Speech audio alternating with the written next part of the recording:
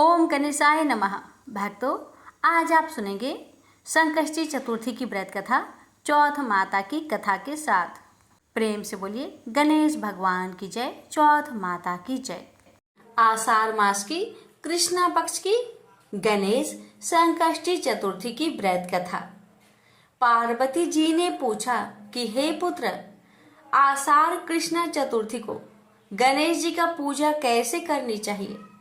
आषाढ़ मास के गणपति देवता का क्या नाम है? उनके पूजन आदि का क्या विधान है? सो आप मुझसे कहिए। गणेश जी ने कहा, आषाढ़ कृष्ण चतुर्थी के दिन कृष्ण पिंगल नामक गणेश की पूजा करनी चाहिए। इसकी कथा निम्न प्रकार से है। हे महाराज, द्वापर युग में महिष्मती नगरी का महिजित नामक राजा था।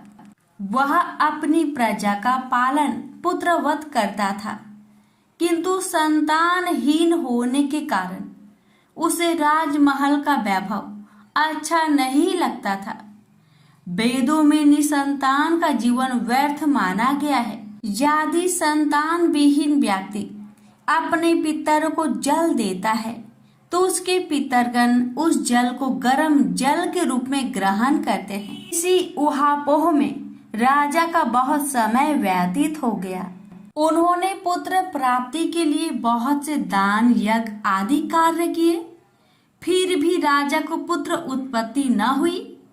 जवानी ढल गई और बुढ़ापा आ गया, किंतु वंश वृद्धि न हुई। तदंतर राजा ने विद्वान ब्राह्मणों और प्रजाजनों संदर्भ में परामर्श किया। राजा ने कहा कि हे ब्राह्मण तथा प्रजाजनों, हम तो संतानहीन हो गए, अब मेरी क्या गति होगी?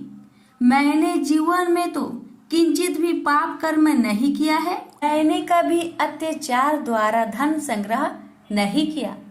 मैंने तो सदैव प्रजा का पुत्रवत पालन किया तथा धर्माचरण द्वारा ही पृथ्वी शासन किया। मैंने चोर डाकुओं को दंडित किया, इष्ट मित्र के भोजन की व्यवस्था की, गौ ब्राह्मणों का हित चिंतन करते हुए शिष्ट पुरुषों का आदर सत्कार किया। फिर भी मुझे अब तक पुत्र न होने का कारण क्या है? विद्वान ब्राह्मणों ने कहा कि हे महाराज, हम तो वैसा ही प्रयत्न करेंगे जिससे आपके वंश की वृद्धि हो। इस प्रकार कहकर सब लोग युक्ति सोचने लगे। सारी प्रजा राजा के मनोरथ की सिद्धि के लिए ब्राह्मणों के साथ वन में चली गई। वन में उन लोगों को एक श्रेष्ठ मुनि के दर्शन हुए। वे मुनिराज निराहार रहकर तपस्या में लीन थे। ब्रह्मा जी के समान वे आत्मजित, क्रोधजित तथा सनातन पुरुष थे। संपूर्ण वेद विशारद एवं अनेक ब्रह्म ज्ञान संपन्न वे महात्मा थे। उनका निर्मल नाम लोमस ऋषि था। प्रत्येक कल्पांत में उनके एक एक रोम पतित होते थे, इसलिए उनका नाम लोमस ऋषि पड़ गया। ऐसे त्रिकालदर्शी महर्षि रोमस के उन लोगों ने दर्शन किए। सब लोग उन तेजस्वी मुनि के पास गए। उचित अभ्यर्थना एवं नाम आदि के अंतर सभी लोग उनके समक्ष खड़े हो गए। मुनि के दर्शन से सभी लोग प्रसन्न होकर परस्पर कहने लगे कि हम लोग को सौभाग्य से ही ऐसे मुनि के दर्शन हुए। इनके उपदेश से हम सभी का मंगल होगा। ऐसा निश्चय कर उन लोगों ने मुनिराज से कहा, हे ब्रह्म ऋषि, हम लोग के दुख का कारण सुनिए। अपने संदेह के निवारण के लिए हम लोग आपके पास आए हैं। हे भगवान, आप कोई उपाय बतलाइए। महर्षि लोमस ने पूछा, सज्जनों, आप लोग यहाँ किस अभिप्राय से आए हैं? मुझसे आपका क्या प्रयोजन है? स्पष्ट रूप से कहिए, मैं आपके सभी संदेहों का निवारण करूंगा। प्रजाजनों ने उत्तर दिया, हे मुनिवर, हम महिष्मती नगरी के निवासी हैं। हमारे राजा का नाम महिजित है। वह राजा ब्राह्मणों का रक्षक, धर्मात्मा, दानवीर, शूरवीर एवं मधुर भाषी है। उस राजा ने हम लोगों का पालन पोषण किया है। परंतु ऐसे राजा को आज तक संतान की प्राप्ति नहीं हुई। हे भगवान, माता पिता तो केवल जन्मदाता ही होते हैं, किंतु राजा ही वास्तव में पोषक एवं संवर्धक होता है। उसी राजा के निमित्त हम लोग ऐसे गहन वन में आए हैं। हे महर्षि, आप कोई ऐसी युक्ति बतलाए जिससे राजा को संतान की प्राप्ति हो, क्योंकि ऐसे गुणवान राजा को कोई पुत्र ना हो, यह बड़े दुर्भाग्य की बात है। हम लोग परस्पर विचार विमर्श करके इस गंभीर वन में आए हैं। उनके सौभाग्य से ही हम लोगों ने आपका दर्शन किया है। हे मुनिवर, किस व्रत, दान, पूजन आदि अनुष्ठान करने से राजा को पुत्र होगा? आप कृपा करके हम सभी को बतलाए। प्रजाजन की बात सुनकर महर्षि लोमस ने कहा, हे सज्जनों, आप लोग ध्यान पूर्वक सुनो। मैं संकट नाशन व्रत को बतला रहा हूँ। यह व्रत निसंतान को संतान और निर्धन को धन देता है। आषाढ़ कृष्णा चतुर्थी को एकदंत गजानन नामक गणेश की पूजा करे।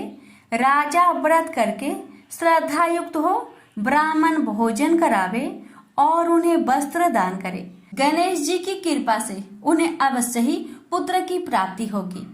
महर्षि लोमस की यह बात सुनकर सभी लोग करवद होकर उठ खड़े हुए। नतमस्तक होकर दंडवत प्रणाम करके सभी लोग नगर में लौट आए। वन में घटित सभी घटनाओं को प्रजाजनों ने राजा से बतलाया।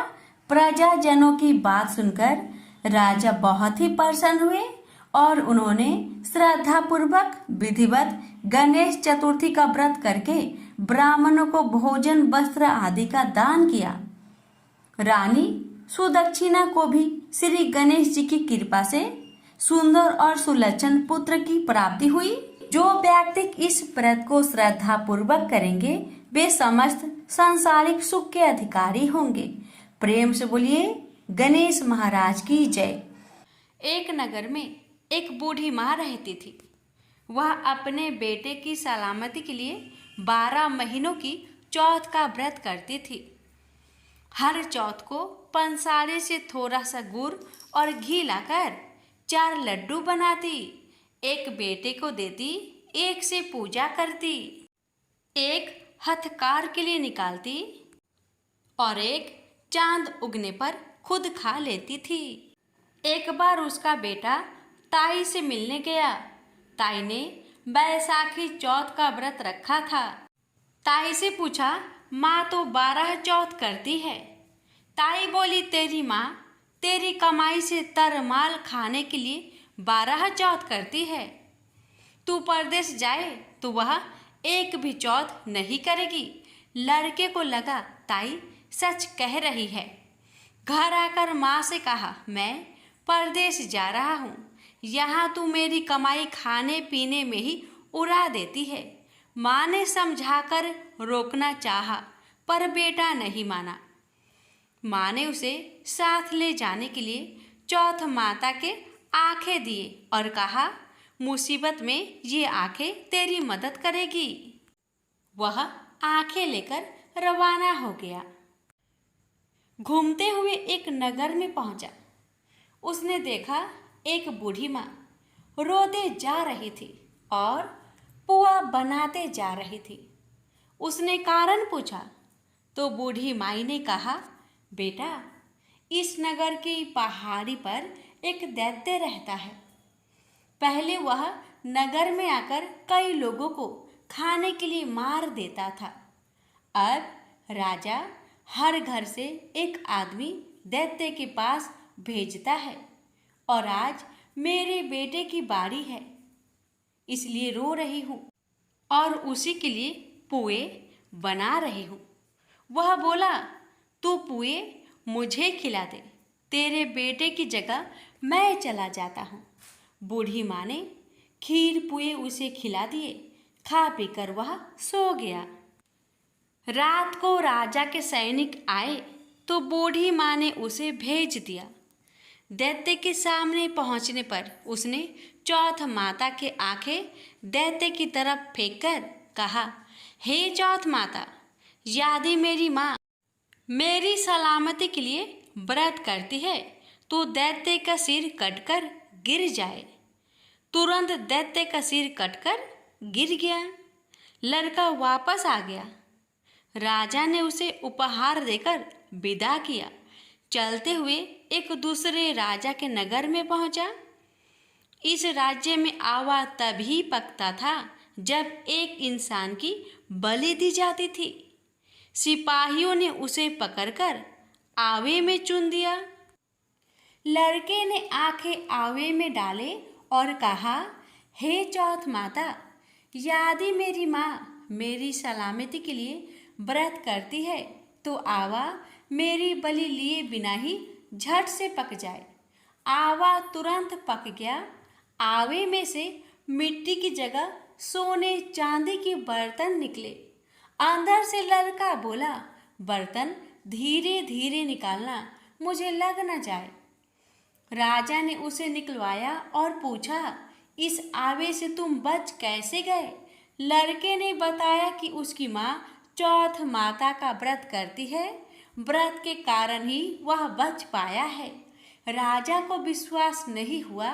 उसने एक चांदी की सुराही मंगवाई और कहा कि सुराही की नली से निकलकर दिखाओ, तभी मुझे विश्वास होगा। लड़के ने चौथ माता को याद करके आंखें सुराही में डाले और कहा, मैं भंवरा बनूं, सुराही से निकलूं। लड़का भंवरा बनकर सुराही से निकल गया। राजा ने खुश होकर राजकुमारी की शादी उसके साथ करवाई और सभी लोगों को चौथ माता का व्रत करने को कहा। उसे माँ की याद आई। उसने राजा के पास जाकर खुद के नगर जाने की इच्छा जाहिर की।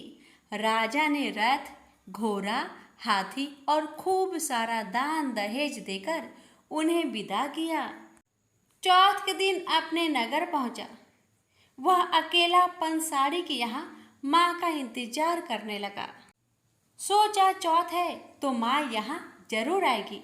थोड़ी देर बाद लकड़ी टेकती हुई माँ आती दिखी। बेटा माँ के चरणों में गिर पड़ा। कहा, माँ, मैं तेरा बेटा हूँ, मुझे माफ़ कर दो। माँ ने उसे गले से लगा लिया। लोग चौथ माता की जय जयकार करने लगे। उस नगर के सभी लोग चौथ माता का व्रत करने लगे। हे चौथ माता, जैसे बूढ़ी माँ और उसके बेटे की सहायता की, वैसे हमारी भी करना। कहानी कहने और सुनने वाले पर कृपा करना। बोलिए चौथ माता की जय हो।